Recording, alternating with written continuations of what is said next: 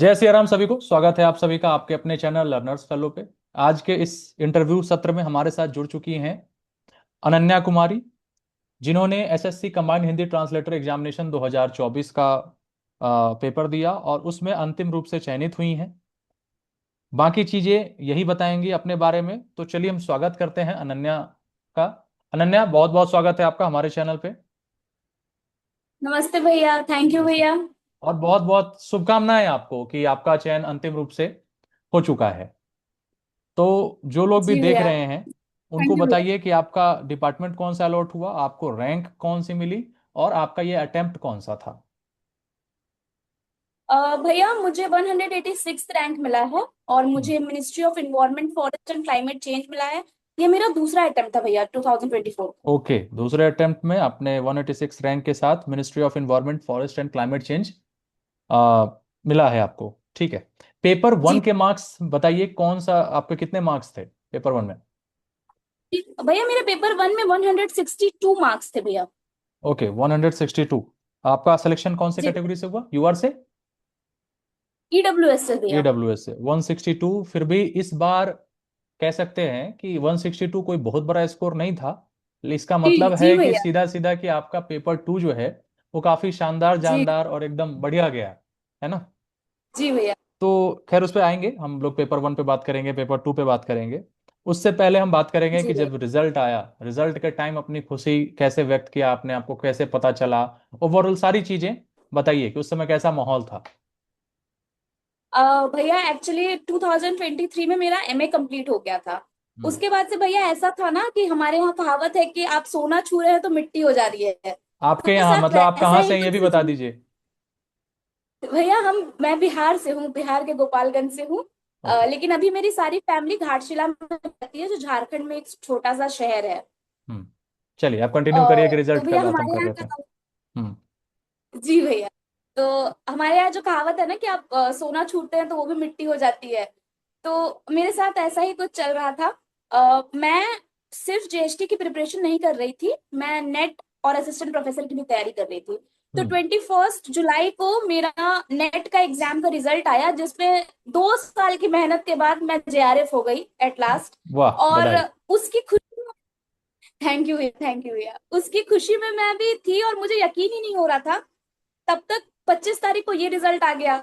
तो मैंने जैसे लर्नर्स फेलो के ग्रुप में देखा कि रिजल्ट आ चुका है, मुझे यकीन नहीं हुआ कि रिजल्ट आ गया है। तो मेरे कुछ दोस्तों ने भी ये पेपर दिया था, मैंने उनको कॉल किया, मैंने कहा क्या रिजल्ट सच में आ गया है? तो उन्होंने कहा हाँ आ गया है। हम्म। फिर मैंने अपना नाम चेक किया, जैसे मैंने अपना नाम देखा भैया मुझे एनजाइटी अटैक आ गया। मैं मतलब खुशी के मारे इतना पागल हो गई कि मैं पूरे घर में दौड़ दौड़ के घूम रही थी कि मेरा हो गया, मेरा हो गया, मेरा हो गया। और फिर मैंने अपनी बहन को कॉल किया, छोटी बहन को। उसको मैंने बताया और मैं चाहती थी कि मैं अपने घर वालों से मिल के उनको बताऊं, वैसे मैं दिल्ली में रह रही हूँ अभी फिलहाल। हम्म। तो लेकिन कमबख्त ट्रेन की टिकट ही नहीं मिली मुझे, तो फिर मुझे वैसे ही बताना पड़ा पापा को फोन करके कि पापा अब आपकी बेटी ऑफिसर बन गई है। हम्म। और मम्मी पापा फिर बस खुशी के आंसू रोने लगे, और यही था भैया सब। ओके। तो खैर वो होता है कि काफी खुशी का क्षण होता है और इसको वही महसूस कर सकते हैं जो इसको हासिल करते हैं वो, क्योंकि वो उस टाइम पे सारी जर्नी अपनी याद आने लगती है कि हमने क्या क्या किया, जी भैया। कितनी मेहनत, कितना एफर्ट्स इसमें डाला है, कितना समय दिया है, और ये सपना कब से देख रखे थे, इस तरह से मतलब सभी चीजें याद आने लगती हैं। तो ये चीजें आसान नहीं होती हैं। भैया भैया एक्चुअली जब मेरा ये पेपर था ना, उसके पहले मेरा एक्सीडेंट हो गया था और मेरे पैर की पूरी मतलब मेरा पैर फ्रैक्चर हो गया था और मैं बेड रेस्ट पे थी। तो हम्म। पेपर सेकंड के पहले, और उस टाइम पे भैया मतलब मुझे लगा नहीं था कि मेरा क्लियर होगा, और मैं बहुत ही डिप्रेस्ड थी। लेकिन आप थे भैया जिनने मुझे मोटिवेट किया भैया, पेपर वन के बाद से ही लगातार। जीवन में देखिए वही है ना कि हिम्मत जो रखते हैं उनको सब कुछ मिलता है, जो हिम्मत हार जाते हैं, जो सोचते हैं कि अब नहीं करना, हो गया, अब यही हो गया, पैर अब टूट गया, इसका क्या मतलब, अब तो भगवान विचार रहे हैं कि नहीं होना। लेकिन आपने कहीं जी ना जी। कहीं हिम्मत रखी कि हाँ भाई, पैर टूटा कोई बात नहीं, ये परेशानी आती रहती है लाइफ में, कुछ ना कुछ चीजें होती रहती हैं, तो हमें बस अपना काम करना है। और आपने पेपर दिया और आपका अंतिम रूप से चयन हुआ। बहुत सारे लोग उसी समय डगमगा जाते कि हाय अब लगता है मेरा सिलेक्शन नहीं होगा। आप अपनी शुरुआती शिक्षा दीक्षा के बारे में बताइए अनन्या, कि कहाँ से आपने पढ़ाई लिखाई की, शुरुआती आपका 10th 12th ग्रेजुएशन कहाँ से हुआ और क्या क्या कॉम्बिनेशन रहा है, उसके बारे में जानना चाहेंगे। जी भैया। मैंने अपनी जो स्कूलिंग है मतलब 10th और 12th मैंने घाटशिला की school saint Joseph convent high school से की। उसके बाद भैया मैंने ग्रेजुएशन दिल्ली विश्वविद्यालय से किया है, हम्म। जिसमें मेरा विषय हिंदी लिटरेचर था और ऑप्शनल में मैंने इंग्लिश ले रखा था। मैंने हम्म। अपना एमए भी दिल्ली विश्वविद्यालय से किया है, उसमें भी भैया सेम थे मेरे सब्जेक्ट्स। और मैंने अपना पीजीटीटी भैया मिनिस्ट्री ऑफ एचआरडी के अंदर अंडर एक संस्थान है, केंद्रीय हिंदी संस्थान, वहां से हम्म। कंप्लीट किया है। ओके। तो सब्जेक्ट कॉम्बिनेशन आपका ये सब जो आपने बताया वो रहा है। तो जी ये ट्रांसलेटर बनना, जैसा कि आपने बताया कि आपने 2 साल की मेहनत की और जेआरएफ क्वालिफाइड किया, तो वो कौन सा सब्जेक्ट था जिससे आपने किया ये एमए में आपका? हिंदी लिटरेचर भैया। हिंदी लिटरेचर, यानी हिंदी से जेआरएफ क्वालिफाइड आप हो चुकी हैं। तो इसके लिए तो जी भैया। बधाई आपको, बहुत बहुत शुभकामनाएं, क्योंकि ये भी पेपर आसान नहीं होता, नेट नेट के जी भैया। साथ ही फिर जेआरएफ क्वालिफाई करना। तो आप चूंकि साहित्य की विद्यार्थी हैं और उधर जाना आपका लगता है रुझान है, शिक्षा के क्षेत्र में आप प्रोफेसर बनना चाहती जी हैं। भैया। तो जी वो तो भैया। अच्छी बात है, लेकिन फिर ये कब ध्यान आया कि मुझे ट्रांसलेटर बनना है, और फिर कैसे पता चला, फिर कैसे कैसे इस तरफ आप जुड़ती चली गई और आज यहाँ तक पहुंची हैं? उसके जर्नी के बारे में मुझे भैया बताइए। जब मैंने ग्रेजुएशन में हिंदी साहित्य लिया था तो मेरी पहली प्रेफरेंस यूपीएससी देना था। हम्म। लेकिन धीरे धीरे परिवार की कुछ जिम्मेदारियां अपने ऊपर आती गई और मुझे ऐसा लगा कि मुझे कुछ सेकंड ऑप्शन तलाशने की जरूरत है, हम्म। क्योंकि यूपीएससी में डायरेक्टली नहीं दे सकती हूँ और ना ही मैं असिस्टेंट प्रोफेसर डायरेक्टली बन सकती हूँ, क्योंकि बहुत वक्त लग जाएगा। हम्म। हम्म। तो साहित्य के क्षेत्र में होने के साथ साथ भैया दिल्ली विश्वविद्यालय में पढ़ने का एक मुझे बहुत ज्यादा फायदा हुआ कि यहाँ दिल्ली के, मतलब दिल्ली बोल रही हूँ, हिंदी के जो विद्वान है भैया वो आते रहते हैं। तो हम्म। एक बार हमारे यहाँ एक सेमिनार हो रहा था जिसमें डॉक्टर हरीश नवल आए थे। हम्म। वो हिंदी के एक प्रसिद्ध विद्वान हैं, उन्होंने मुझे बताया था कि बेटा अनुवाद के क्षेत्र में काफी सारी संभावनाएं हैं अभी, और हम्म। अगर आपका अंग्रेजी और हिंदी दोनों अच्छा है तो आप अनुवाद के क्षेत्र में क्यों नहीं जाती हैं। हम्म। और तो वहीं से मुझे ये मोटिवेशन मिला कि अच्छा अनुवाद का क्षेत्र होता है। लेकिन फिर भैया समस्या ये थी कि हमारे यहाँ प्राइवेट जॉब कोई ऑप्शन नहीं होता है। उन्होंने मुझे प्राइवेट जॉब के बारे में बताया था, फिर मैंने सर्च किया, उसी दौरान मुझे लर्नर्स फेलो का चैनल मिला था यूट्यूब पे। फिर वहां से मैं आपके व्हाट्सएप चैनल से, मतलब व्हाट्सएप ग्रुप से जुड़ी और यूट्यूब को लगातार फॉलो किया। तो वहीं से भैया मुझे पता चला कि अच्छा जीएसटी नाम का पेपर एसएससी कंडक्ट कराता है। हम्म। पेपर वन की बात करें तो पेपर वन में जी आपका 100 नंबर के हिंदी के प्रश्न, हिंदी व्याकरण के प्रश्न रहते हैं, 100 नंबर के इंग्लिश ग्रामर के प्रश्न रहते हैं। चूंकि इस बार जिन्होंने पेपर दिया उसमें कुछ पैटर्न चेंज देखने को मिले, आप लोग लकली कह सकते हैं, या जो भी आपके समय से था वो तो आपके लिए हार्ड ही रहता है जिसके सामने जो रहता है। इस बार उन्होंने पैटर्न बदला है, वेंडर चेंज हुए, इन सब वजह जी से। हम बात करेंगे कि जब आपने पेपर दिया उस समय इंग्लिश ग्रामर और हिंदी ग्रामर, इनके लिए आपने क्या जी प्रिपरेशन किया, क्या क्या रिसोर्स फॉलो किए और कैसे कैसे प्रिपरेशन आपने की, वो बताइए। भैया सबसे पहले तो मैंने लर्नर्स फेलो का ही जो यूट्यूब चैनल है उसमें कई सारी वीडियोस फ्री में अवेलेबल हैं। हम्म। मैंने हम्म। सबसे पहले उसको मतलब देखा, पहले मैंने उस चीज को कंप्लीट किया। इंग्लिश के लिए भैया मैंने लर्नर्स फेलो भी देखा था, साथ में यूट्यूब से बहुत सारी फ्री कोर्सेज हैं, मैंने वहां से भी पढ़ाई की थी इंग्लिश की।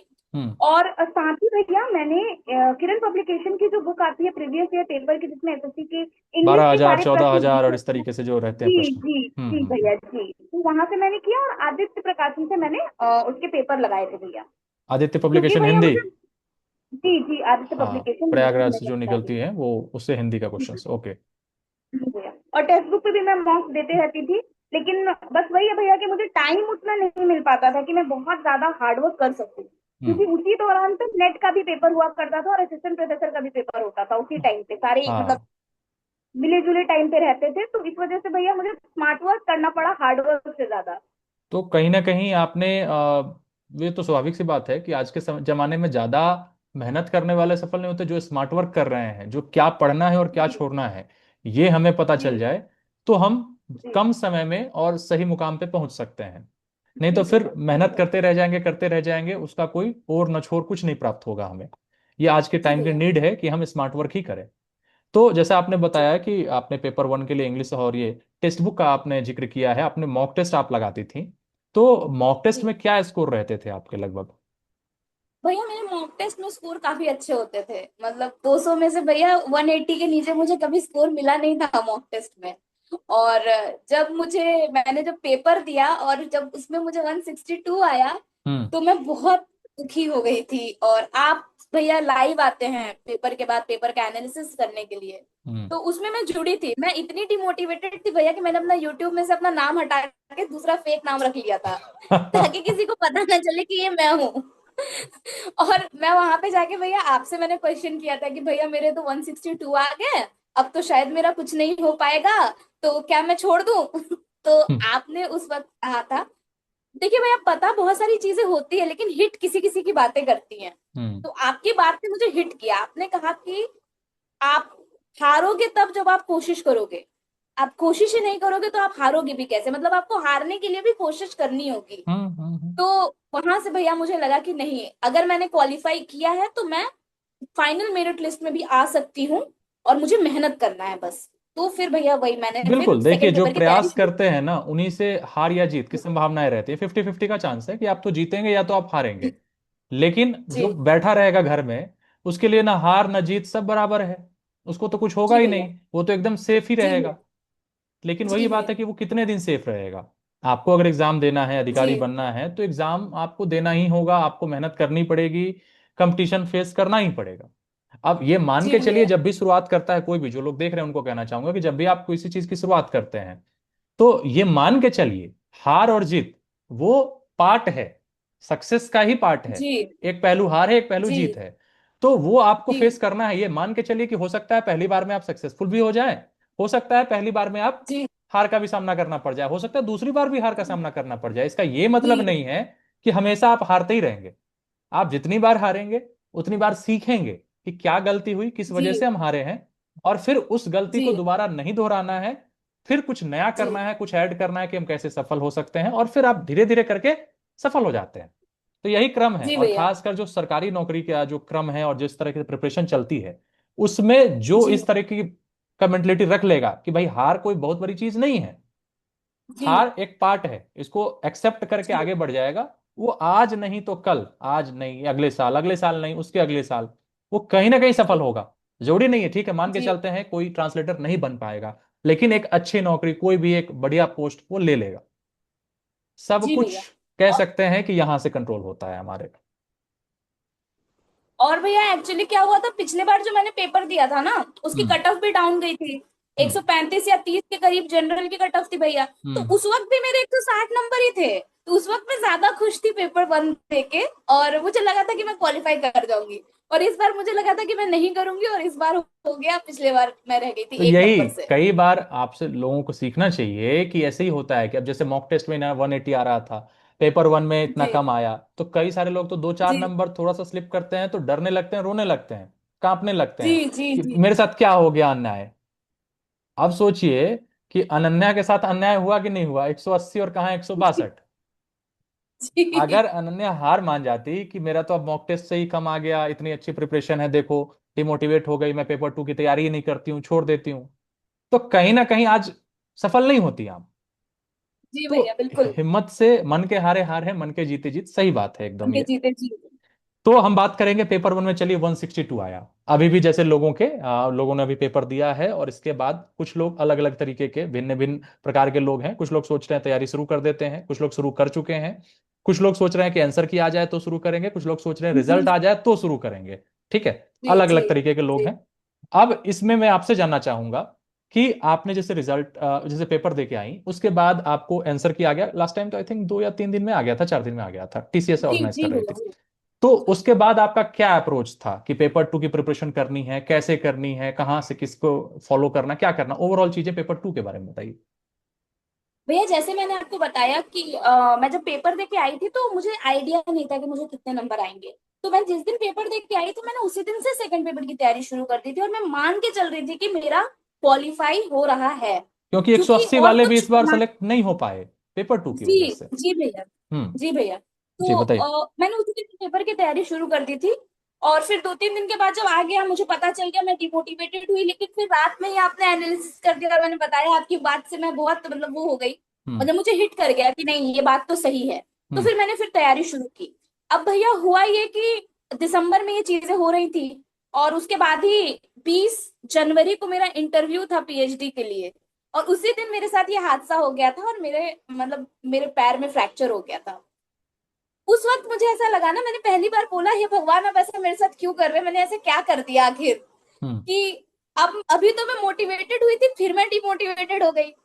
और भैया मैं सच कह रही हूँ, मैं झूठ नहीं कह रही हूँ, आपका चैनल मेरे लिए एक मिरेकल की तरह रहा है। मैं हॉस्पिटल से आई, मैं बैठी हुई थी, मैं स्क्रॉल कर रही थी दुखी होके, तब तक फिर से भैया आपकी ही कुछ चैट वाली जो वीडियोस होती है ना, जो आप संडे को चैट करते हैं, वो हम्म। वीडियो मेरे सामने आ गई। अब उसमें फिर से मतलब यही आप ही की बात आई उसमें, कि जो चीजें तुम्हारे बस में नहीं है उसको लेके क्यों चिंता कर रहे हो, जो तुम्हारे बस में है वो करो। हम्म। अब भैया मैं फिर मोटिवेटेड हो गई वहां से, और मैंने फिर से पढ़ाई शुरू की। और मतलब मैं पढ़ नहीं पाती थी भैया, मुझे 2 घंटे 3 घंटे, मैं उससे ज्यादा नहीं दे पा रही थी, क्योंकि हम्म। अब मुझे डॉक्टर ने सख्त मना किया था स्ट्रेस लेने से, और रेस्ट करने के लिए कहा था।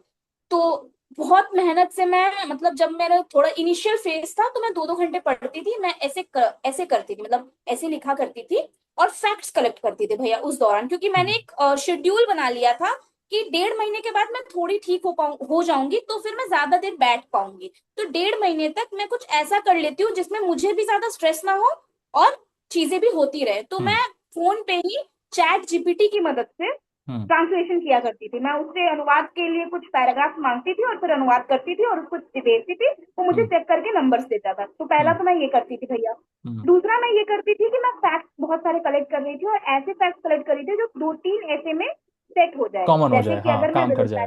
हम्म। बेरोजगारी की बात करूँ, तो वो 2-3 जगह सेट हो जाए। मैं वैसे फैक्ट्स कलेक्ट कर रही थी और उनको याद कर रही थी। हम्म। साथ ही साथ भैया मैं जितनी देर बैठ पाती थी उतनी देर में बैठ के मैं लिखने की कोशिश करती थी। लगभग 2 ऐसे मैं हर दिन लिख लेती थी, और ठीक है। मैं अनुवाद करती थी साथ के साथ फोन पे। हाँ, लेकिन ये था भैया कि उस वक्त जो चीजें मैं पढ़ रही थी वो मुझे उतनी याद नहीं रह पा रही थी। उसके बाद जब 1.5 महीने कंप्लीट हो गए भैया, तो मैंने अपनी मम्मी से कहा कि आप मुझे मेरे मतलब हॉस्पिटल से निकाल के मुझे घर ले चलिए। मैं घर आई। उसके बाद से भैया फिर मैंने उसी हालत में लगभग 5-5 घंटे पढ़ना शुरू किया था, और मैं लगातार 5 घंटे पढ़ती थी। पहले मैं एक ऐसे लिखती थी, फिर उसी को इंग्लिश में और हिंदी दोनों में लिखती थी, तो उससे मेरा अनुवाद भी हो जाता था। हम्म। और मैं 2 पैराग्राफ इंग्लिश का अनुवाद, 2 पैराग्राफ हिंदी का अनुवाद जरूर किया करती थी। वाह। देखिए, यही होता है डेडिकेशन। छोटी सी प्रॉब्लम जी किसी भैया। को आती है लाइफ में तो हार मान जाता है, लेकिन वही कह रहे कि पैर टूटने हुए, उसमें सोचिए कि हड्डी का ब्रेक होना, उस समय इतना दर्द होता है। ऊपर से दवाइयों का डोज रहता है, सही कह रहे हैं कि आपको नींद भी आती होगी, चीजें याद नहीं रहती होंगी। जी भैया। तो वो काफी जी मुश्किल, एक जगह बैठे रहना, बाकी चीजें कई सारी परेशानियां जी होती हैं आपको, झेलनी होती हैं। उसमें परिवार के लोग इन्वॉल्व रहते हैं एकदम, जी। उनका एकदम पूरा सेवा वो करते हैं आपकी। कहीं ना कहीं वो फेज लाइफ का बहुत ही डार्क फेज, एकदम बुरा फेज होता बहुत है। आप डिफिकल्ट सोचते रहता है हैं कि भैया। क्योंकि हॉस्पिटल अपने आप में है ना, हम सही होने जाते हैं, लेकिन वहां रहने के जी साथ साथ लगता है कि वो भी बीमार है, ये भी बीमार है, इसका भी ये टूटा हुआ है, उसका भी वो जी टूटा हुआ है। आपके साथ वो मेंटली जो है और परेशान करता है वो सारी चीजें। और जो जी आपकी सेवा में लगे होते हैं उनको भी वो चीजें काफी अफेक्ट जी करती है, वो भी अपने आप को बीमार जैसा फील करने लगते हैं धीरे धीरे करके। तो जी वो भैया। काफी, जी भैया। भगवान ना करे किसी को वो दिन देखना पड़े, लेकिन लाइफ में चीजें अनएक्सपेक्टेड होती हैं तो वो चीजें हो जाती हैं। लेकिन वही है कि जैसे हिम्मत से काम ले लिया आपने, तो आज पैर भी ठीक हो गया आपका, और सेलेक्ट भी हुई हैं आप, ईश्वर की असीम जी कृपा भैया। रही तो सब कुछ अच्छा होता है। तो यही है, कर भला हो भला, आप अपनी नीयत अच्छी रखेंगे सब कुछ आपके साथ अच्छा अच्छा होगा। नहीं तो कई बार होता भी ऐसा कि इस बार का जैसे पैटर्न था ना लास्ट टाइम पर, जिस टाइम आपका अभी सिलेक्शन जी हुआ, भैया। 178, 175, एक सौ हम्म, अस्सी वाले भी रह गए हैं, सिलेक्शन रह नहीं हुआ गए हैं। उनका। जी भैया। जी भैया। आप वो देखेंगे कि सोचेंगे कि भाई 20 नंबर का अंतर इससे है मेरा, फिर भी नहीं हुआ। कहीं ना कहीं अनन्या ने जो अपनी कॉपी में जो चीजें लिखी हैं, आपके अंदर वो कमी रही जी होगी। स्वाभाविक सी जी। बात है, कुछ ना कुछ चीजें तो परिवर्तन मतलब अंतर रहता ही है। और हम भैया इसे मैं एक बात। और बात कहना जी। चाहूंगी, हम्म। कि मुझे कुछ लोग मिले जिन्होंने मुझसे ये बात कही कि अरे, मेरा तो 178 था, मेरा नहीं हुआ, तुम्हारा कैसे हो गया, हम्म। तुम्हारे तो बहुत कम नंबर थे। तो हम्म। मैंने उनसे कहा कि आपको एक बात समझनी होगी कि एसएससी का पेपर 200 नंबर का नहीं होता, एसएससी का पेपर 400 नंबर का होता है। एग्जैक्टली। आप एक पेपर में 200 में से 200 भी ले आ रहे हैं, और अगर आप दूसरे पेपर में 10 नंबर ला रहे हैं, तो आपका सिलेक्शन नहीं होगा। बिल्कुल। आपकी दोनों चीज मजबूत होनी हम्म। चाहिए एक ट्रांसलेटर बनने के तो लिए। ये जरूरी नहीं होता ना कि किसी का ऑब्जेक्टिव पार्ट अगर अच्छा है तो वो सब्जेक्टिव भी उतना ही जी बेहतर कर पाए, ये भी गारंटी जी नहीं है। और कोई सब्जेक्टिव जी बहुत भैया। अच्छा लिख रहा है तो वो ऑब्जेक्टिव भी बहुत अच्छा कर जाए, कोई गारंटी नहीं है। और जी भैया। कुछ चीजें अलग अलग भी होती हैं, कॉपी चेकिंग में भी थोड़ा बहुत, लेकिन वो इतना का डिफरेंस जी नहीं कर भैया। सकता, वो 2-4 नंबर मान जी सकते हैं कि ये होता है, लेकिन इतना डिफरेंस नहीं। वाकई आपके पेपर 2 में अच्छे मार्क्स रहे होंगे, क्या एक्सपेक्ट लग रहा है? पेपर 2 के मार्क्स तो भी आए नहीं, फिर भी कॉपी मंगाए हो या आपने कुछ तो। भैया जैसे मुझे लगता है कि मैंने देखा इस मिनिस्ट्री में जो ईडब्ल्यूएस कैटेगरी का सिलेक्शन हुआ है लास्ट, हम्म। उसके 257 नंबर हैं, उनके जो भी हैं वो हम्म। मैं नहीं हूँ। तो हम्म। जाहिर सा बात है भैया कि मेरे नंबर उनसे ज्यादा हैं। हम्म। और मेरे यहाँ 162 ऑलरेडी हैं, तो मुझे ऐसा लगता है मुझे 100 या 100 से ज्यादा नंबर जरूर आए होंगे, तभी मेरा हम्म। सिलेक्शन हो पाया। ओके। तो लगभग लगभग आपको उसके बाद नंबर अच्छे ही मिले हैं इस बार के मुकाबले में। जी तो जी चलिए खैर, यही होता है कि आपकी मेहनत सफल होती है, रंग लाती है। लेकिन वही बात है ना कि जो मेहनत ही नहीं करेगा, जो समय से, आपने जैसे बोला कि जी पेपर वन के बाद हमने तैयारी शुरू कर दी, क्योंकि आपको पता नहीं जी होता ना, आपको नहीं पता था कि आने वाले समय में आपके साथ ये दुर्घटना होने वाली है, ये चीजें। तो कहीं ना कहीं आप जो जी उस समय मैनेज करके कुछ प्रैक्टिस आपने कर ली थी, फिर कुछ दिन डिस्टर्ब रही, जी फिर उसके बाद आपने फिर जी तैयारी की, तो इसीलिए जो जी लोग वेट करते हैं कि भैया रिजल्ट आ जाएगा तो करेंगे, वो करेंगे, अरे अपने आप पे भरोसा रखो ना। यहाँ जी भैया। अनन्या को पता था कि 180 वाले भी बैठे हैं, 185 लाने वाले भी इस बार हैं, और एवरेज स्कोर 170 जी से ऊपर गया है, काफी लोग जो है 170 से जी ऊपर जी वाले हैं, उसमें जी 162 है। अगर वो मेहनत कर जी सकती हैं कि चलो जो होगा देखा जाएगा, अपना काम करो, क्योंकि वो कंट्रोल नहीं कर सकते ना क्या होगा नहीं होगा, तो आप भी मेहनत कर सकते हैं ना। इतना हिम्मत करने की जरूरत है, और इन्होंने हिम्मत की, अगर नहीं की होती, छोड़ दी होती कि चलो प्रिपरेशन नहीं करते, एक तो और डिले करेंगे, फिर उसके बाद इनका पैर टूटना, फिर और टूट जाती है कि नहीं अब लगता है कि इस बार है ही नहीं, छोड़ देते हैं। क्योंकि जी हार भैया। मानना तो सबसे आसान काम है, जी मेहनत भैया। करना टफ कार्य है। हम तो जी हार भैया। कभी भी मान और सकते भैया हैं, और मेहनत कभी खाली भी तो नहीं जाती है ना, अगर बिल्कुल आप 10 दिन पढ़ ही लेंगे तो खाली थोड़ी चली जाएगी। बेकार नहीं मतलब जाएगा ना। मान के आपके चलिए सर आप थोड़ा एक जा। महीने बाद रिजल्ट आ रहा है, या 10 दिन बाद, 15 दिन बाद जी आंसर किया आएगा, इस बार लेट भी मान के चलिए, तो अगर आप 15 दिन जी में कुछ ऐसे लिख लिए, कुछ ट्रांसलेशन कर जी लिया, एटलीस्ट कुछ नहीं, बैठ के रीडिंग जी की हैबिट डाली, कुछ देख के लिखने की प्रैक्टिस कर लिया, वो क्या नुकसान कर जाएगा? क्या आपको इसी जी बार ट्रांसलेटर की वैकेंसी है और इसके बाद कोई वैकेंसी नहीं आएगी? कभी बेकार नहीं जाना है। लेकिन वही कह रहा हूं ना कि जी सब कुछ यहां से कंट्रोल होता है, जो जितना सोच पाता है वही उतना बन पाता है। जी भैया। तो सोचना जरूरी है, दूरदर्शी सोच रखना जरूरी है, यही चीजें हम आप सबको कहते भी हैं, लेकिन फिर भी सब लोग नहीं जी समझ पाएंगे ना। एक ही आदमी बताता सबको है, लेकिन वही कोई अनन्या किसी बात को पकड़ के कुछ आगे बढ़ जाती है, वही कोई सुन के कि अरे ठीक है, कल से देखेंगे ना, परसों से देखेंगे ना, क्या ही बात है। तो मुझे मालूम है कि जरूरी नहीं कि सब पे सेम असर पड़े, सबकी मेंटलिटी अलग अलग होती है। खैर, इस जर्नी में जैसा कि मैं देख पा रहा हूं, किसी के भी सफल होने में परिवार का बहुत ही ज्यादा महत्वपूर्ण योगदान होता है। आप अपने जी परिवार वालों के बारे में बताइए, मम्मी पापा बहन भाई जो भी लोग हैं इस जर्नी में आपके पूरा सपोर्टिव रहे हैं, उनके बारे में प्लीज, उनके बारे में बताइए। वो डिजर्व जी करते भैया। हैं कि आप उनके बारे में बात करें। भैया मैं एक मिडिल क्लास फैमिली से बिलोंग करती हूँ, और मेरे पूरे घर में, मतलब मैं कहूंगी मेरे पूरे खानदान में किसी की गवर्नमेंट जॉब अभी तक नहीं लगी थी। सब मतलब ये मैं पहली हूँ जिसकी गवर्नमेंट जॉब लगी है एग्जाम क्वालिफाई करके। वाह। तो बचपन से ही भैया मेरी मम्मी पापा ने मेरी शिक्षा पे बहुत ध्यान दिया है। हम्म। उनका मतलब जब मैं पैदा हुई थी तो मेरी मम्मी बताती है कि मैं उनकी दुआओं की मांगी हुई बेटी हूँ। मतलब मेरी मम्मी को भी कुछ करना था प्रोफेशनली, लेकिन वो नहीं कर पाई। तो हम्म। उन्होंने भगवान से मुझे मांगा था कि मेरी बेटी हो तो वो करे, और मैं उसको अच्छा। सब कुछ ऐसा मतलब माहौल दूं जिससे वो कर पाए। लेकिन जब मैं पैदा हुई ना तो मेरे पापा को लोगों ने सांत्वना दिया था, अरे कोई बात नहीं, लड़की हो गई, कल्पना चावला है ना उसके हम्म। जैसी। तो उसी वक्त मेरे पापा ने कहा था कि मैं अपनी बेटी का नाम अनन्या रख रहा हूँ, और वो कोई कल्पना चावला नहीं बनेगी, वो अनन्या ही रहेगी, और वो कुछ बहुत अच्छा करेगी। तो मेरे मम्मी पापा ने शुरू से मेरी पढ़ाई पे बहुत ध्यान दिया है भैया। और मैं कभी फेल नहीं हुई थी आज तक। एमए तक भैया मैं कभी फेल नहीं हुई थी, मुझे बहुत अच्छे नंबर आते थे। हम्म। और मेरी बहन, मेरी छोटी बहन भैया, उसने मतलब वो कहते हैं ना, आप अगर कुछ भी चीजें कर रहे हैं तो हर किसी का छोटा छोटा योगदान होता है उसमें। तो मेरी छोटी बहन ने भैया मेरे लिए बहुत, मतलब मैं जब भी डिप्रेस्ड रहती थी मैं उसको फोन करती थी, वो मुझे हंसाया करती थी। और मेरे कुछ दोस्त हैं भैया, प्रियांशु अच्छा, है, मतलब योगिता है, अपने घर में ही आपने कपिल शर्मा रखा है? हाँ हाँ भैया, वो एकदम वैसी ही है वो। उसको उसका मोटिवेशन, मतलब भैया हर कोई अलग अलग चीजें कहता है ना कि तुम ये करो, तुम्हें ये करना है। मेरी बहन मुझसे कहती थी मुझे आईफोन चाहिए, तुम पढ़ाई करो। वाह।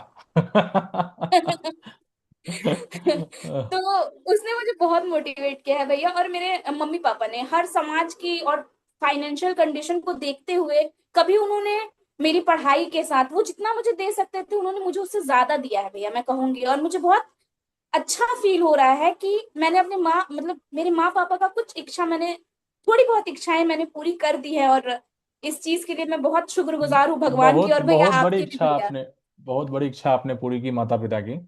क्योंकि माता पिता अपना सब कुछ निछावर करते हैं, समय पैसा सब कुछ एक तरीके से, कहीं उनके पास जो भी है ना, वो चाहते हैं कि जी बच्चे पे हम लुटा दें और बच्चा सफल हो जाए। क्योंकि जी माता पिता ही ऐसे लोग होते हैं, आपके घर के लोग ही ऐसे वो व्यक्ति हैं जो इस समाज में चाहेंगे कि हमने जितना किया या हमने जो न किया वो हमारा बच्चा, हमारा औलाद जो है वो करके दिखा जी दे। भैया। बाकी सब लोग आपके जी टांग भैया। खींचने में लगे हैं। सब कुछ चाहेगा कि नहीं ये हमसे आगे ना निकले। सब कुछ अच्छी बात है, कह रहे हैं, लेकिन आगे ना निकले। लेकिन घर के आगे ना लोग या जाए जी। कुछ ही शुभचिंतक आपके लाइफ में ऐसे होंगे जो चाहते हैं कि ये खूब तरक्की करे। आज की दुनिया ऐसे लोगों से घिरी पड़ी है, ऐसी। लेकिन फिर भी इसी में जो हिम्मत नहीं हारते हैं। तो सोचिए कि माता पिता का जी भैया। सपना, आपने मम्मी का सपना पूरा किया। और बहुत अच्छी बात है, ये गर्व का अनुभूति होती है इन सब चीजों से। और आपने क्या किया देखिए, इसमें माता पिता का जितना योगदान है, मैं बिल्कुल उतना ही योगदान आपका भी मानता हूं। क्योंकि माता पिता लाख कोशिश कर ले, अगर ऐसा रहता तो पैसे वाले के बच्चे डायरेक्ट एडमिशन कराने से वो फर्स्ट कर जाते। मेरिट कहाँ से जी लाओगे, भैया। योग्यता कहाँ से जी भैया। आएगी? अंदर में जी टैलेंट, भैया। जो आपके अंदर जो पढ़ने की हिम्मत है, जो चीजों को हैंडल करने की चीजें वो सब हैं, वो कहाँ से आएगी? है ना? तो वो चीजें और आप सीखते हैं। मेरी मम्मी भैया हमेशा एक बात कहती थी, जैसे मैंने देखा है लोगों को, अगर किसी को टॉपर का कोई कॉपी मिल गया भैया, मैंने नोटिस किया भैया कि वो उससे ये नहीं देखते कि उन्होंने क्या अच्छा किया है। हम्म। वो ये देखते हैं कि अरे इसकी तो बहुत गलतियां हैं, मैं तो बहुत इससे अच्छा लिख सकता हूँ हम्म। या लिख सकती हूँ। हम्म। ठीक है, इस तरह की चीजें जब भी होती थी तो मैं अपनी मम्मी को फोन करती थी, तो मेरी मम्मी कहती थी कि बेटा, तुम्हें 200 सीट नहीं चाहिए, तुम्हें कुछ नहीं चाहिए, तुम्हें केवल एक सीट चाहिए, हम्म। तुम्हें बस उसके लिए मेहनत करनी है। और बिल्कुल सही नहीं बात भी है। मिलेगा तो कोई दिक्कत नहीं है, लेकिन कोशिश करो। तो हम्म। मेरे मम्मी पापा, मेरी बहन और मेरे दो दोस्त, दो तीन दोस्त है भैया, उन्होंने मेरी बहुत मदद की है भैया। तो दोस्त जो हैं वो तो बिना भंडारे से कम में मानेंगे नहीं। नहीं भैया, वो हर जगह से पहुंच गए हैं अब, और वो मुझसे मांग रहे हैं कि अब हमें भंडारा कराओ, अब हमें भंडारा हाँ, चाहिए। और चूंकि कह रहे हैं कि आप खानदान में पहली सरकारी नौकरी है, वो भी केंद्र सरकार की नौकरी है, तो जश्न तो जी बनता है, पार्टी तो बनती जी है ना? तो बिल्कुल एंजॉय करिए, और सब कुछ अच्छा रहेगा। आपकी ज्वाइनिंग भी बहुत ही जल्द हो जाएगी। लगभग महीना बीतने को है, एक दो तीन महीने के अंदर अंदर आप अपने ऑफिस में होंगी, कार्यालय में होंगी, और उस पद को सुशोभित करेंगे जिसके लिए आपका चयन हुआ है। तो इन सब जी जर्नी में ओवरऑल आप जी क्या समझी? आपको एक एक्सपीरियंस होता है, हम जो भी करते हैं लाइफ में ना, उससे हम कुछ सीखते हैं, एक्सपीरियंस करते हैं। आपको क्या लगा कि आप पहले नौकरी में नहीं थी, बेरोजगार थी, अब आपके पास रोजगार है, अब आप एक केंद्र सरकार की कर्मचारी हैं, अधिकारी बन चुकी हैं। तो इस जर्नी में आपने क्या फील किया कि क्या एक स्टूडेंट को जब आप सेलेक्ट नहीं रहते, उस वो भी भावना अपने अंदर आपने फील किया, और आप सेलेक्ट हैं, आपके अंदर जो भी इमोशनल कह सकते हैं चेंजेस हुए हैं, वो भी आप फेस कर रही हैं। तो जो आपने जो इमोशंस छोड़ दिया, वो अभी जिनका सिलेक्शन नहीं हुआ उनके पास वही इमोशंस चल रहे हैं। जी तो जी आप जी। उनके बारे में बताइए, इससे रिलेट करके आप जो भी चीजें समझी और जो भी एक्सपीरियंस गेन किया, उसके बारे में बताइए कि ये जर्नी ओवरऑल है क्या, कैसे हम पार कर सकते हैं, आप अपने शब्दों में। भैया, मुझे ऐसा लगता है कि आपके साथ जब कुछ अच्छा नहीं हो रहा होता है तो आपको लगता है कि आप सबसे पहले भैया अपने अंदर से कॉन्फिडेंस खो देते हैं। हम्म। क्योंकि बाहरी लोग बाद में मोटिवेट करते हैं, पहले आपको अपने अंदर से एक मोटिवेशन आता है कि हाँ मुझे कोई चीज कर लेनी है आज। हम्म। तो मुझे भी ऐसा ही लग रहा था भैया कि मैं जीवन में कुछ नहीं कर सकती हूँ, मुझसे कुछ नहीं होगा, मैं वर्थलेस हूँ बिल्कुल। लेकिन भैया इन सभी चीजों में मैंने एक चीज हमेशा याद रखी कि मेरा काम करना है, होगा नहीं होगा वो बात की बात है। हम्म। तो मैंने भैया इसी चीज को फील करके मुझसे जितनी मेहनत हो सकती थी मैंने किया, और जब मैं एग्जाम हॉल से निकली तो मैंने सबसे पहला वाक्य यही कहा था कि इससे ज्यादा मैं अच्छा नहीं कर सकती थी इस हम्म। सिचुएशन में। तो मुझे ऐसा लगता है कि लोगों को हिम्मत नहीं हारनी चाहिए, दूसरे 150 ले आए, 190 ले आए, उससे लेना देना नहीं होना चाहिए। हम्म। आपके 150 आपके अपने हैं, आप उस पे टारगेट कीजिए कि अब आपको इससे ज्यादा कितनी चाहिए। जैसे मैंने बिल्कुल। बताया भैया कि मैंने ट्रांसलेशंस बहुत किए हैं, मैंने पारिभाषिक शब्दावलियां पढ़ी हैं, मैंने वर्ड मीनिंग्स याद किए हैं। हम्म। और आपको अपनी गलतियों से सीखना है, हर किसी की जर्नी अलग होती है। जैसे पिछले बार मैं भैया टाइम मैनेज नहीं कर पाई थी, हम्म। पिछले बार वाले पेपर में। हम्म। इस बार वाले पेपर में मैं यही सोच के गई थी कि मैं भले सिलेक्शन ले पाऊं नहीं ले पाऊं, मुझे टाइम मैनेजमेंट करना है और मुझे हम्म। पेपर कंप्लीट करना है अपना। हम्म। और मैंने यही किया, और शायद इन्हीं सब चीजों के कारण मुझे मतलब ये सिलेक्शन मिल पाया है कि मैंने दूसरों पे नहीं, अपने ऊपर ध्यान दिया, तो बिल्कुल। मैं क्या कर सकती हूँ, मुझे क्या करना चाहिए। ओवरऑल वही है, समरी वही है कि कह सकते हैं कि इंसान का कंपटीशन, कोई भी एस्पिरेंट का कंपटीशन किसी और से नहीं है, वो स्वयं से है। जी। आप कल जी भैया। कैसे थे, पिछले एग्जाम में कैसे थे, उसकी तुलना करिए आप आज कैसे हैं। क्या आप उसमें क्या कर आपने रहे हैं सुधार जी। किया, या फिर से वही हम्म। गलती आप दोहरा रहे हैं। सेम गलती अगर दोहराएंगे, सेम एक्शन आप रिपीट करेंगे, तो रिजल्ट भी सेम आना है। आप सेम उसमें कुछ आएगा। अपग्रेड करेंगे एक्शंस में, जो भी आप काम कर रहे हैं कुछ ऐड ऑन करेंगे, तो रिजल्ट भी कुछ ऐड ऑन होगा, उसमें रिजल्ट में भी कुछ एडिशन जी होगा। भैया। तो हमें यह समझने की जरूरत है। यही इसी चीज को जो जितना जल्दी समझ जाता है, वो इस रेस में आगे निकल जाता है। नहीं तो फिर कमी निकालने के लिए तो लोग भगवान में भी कमी निकाल देते हैं। तो नहीं तो जी फिर आप कमी निकालते रह जाएंगे, सिस्टम में कमी है तो ये कमी है, वेंडर में कमी है, इसने ऐसा किया। अरे उतने उतनी परेशानियों को झेलने के बावजूद भी कोई सेलेक्ट हो रहा है कि नहीं, ये देखो। जी भैया। जी भैया। अगर और 200 जो सीट सेलेक्ट आए, हो रहे हैं भैया, वो सब इन्हीं परेशानियों को झेल के बिल्कुल, ही सेलेक्ट हो रहे हैं, कोई ऐसा नहीं है जो मान के नहीं हो चलिए रहा है। 300 पोस्ट आया, तो 300 पोस्ट में अंतिम रूप से 300 लोगों का सिलेक्शन होना है, लिख के ले लीजिए। जी। जी। चाहे कट ऑफ कितना भी जाए, चाहे कट ऑफ कितना भी कम जाए, कितना भी सिलेक्शन कम जाए। 300 लोगों का होगा। और वो 300 कौन होंगे?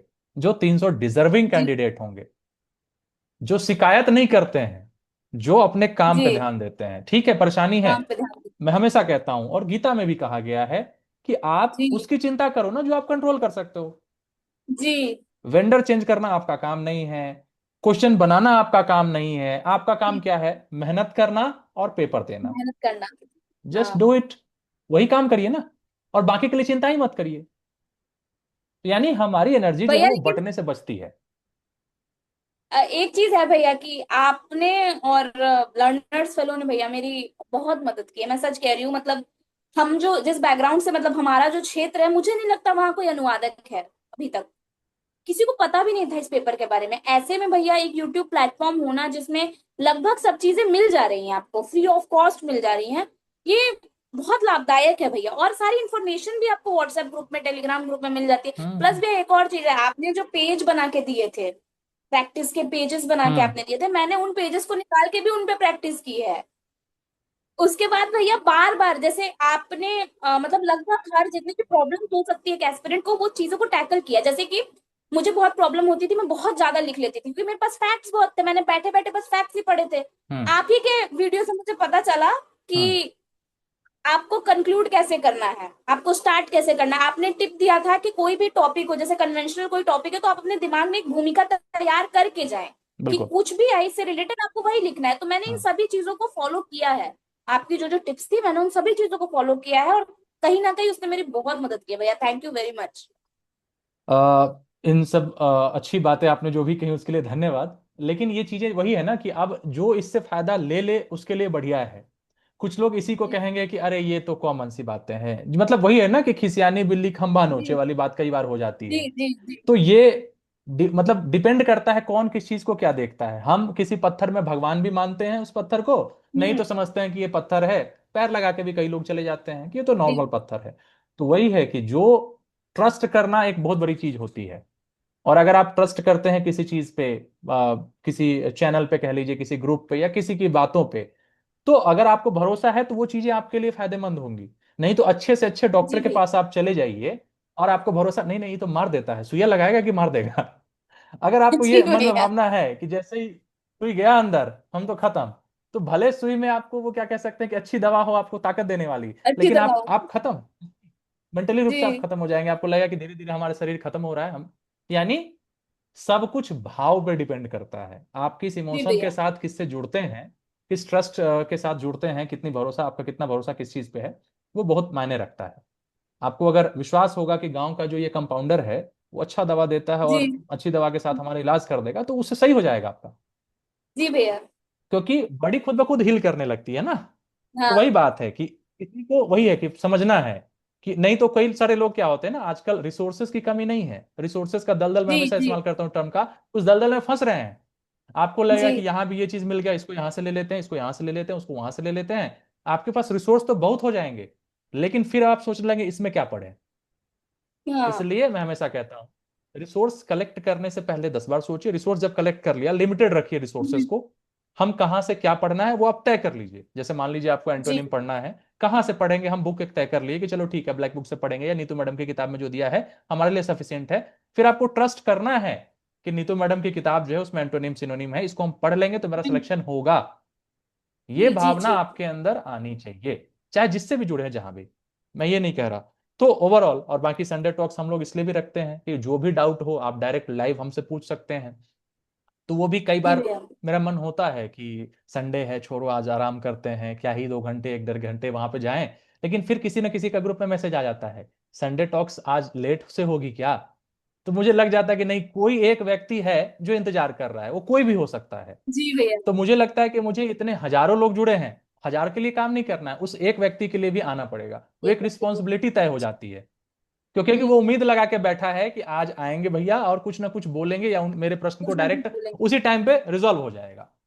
तो जी इसलिए भी वो रिस्पॉन्सिबिलिटी बन जाती है। तो यही है, लोग जुड़ते चले जाते हैं। और एक तरीके से कहते हैं कि जिसको फायदा जहां से जो लेना है, मैं हमेशा कहता हूं कि जो फायदा है, जब आपको कॉल करने की आवश्यकता लगती है कॉल करिए, मैसेज करने की आवश्यकता लगती है आप मैसेज करिए, चैनल पे देख सकते हैं चैनल पे देखिए, व्हाट्सएप ग्रुप पे जुड़ जाइए, जैसे भी आपको हेल्प लेनी है हेल्प लीजिए। लेकिन कंडीशन सिर्फ एक है, आप पढ़िए और सेलेक्ट होइए।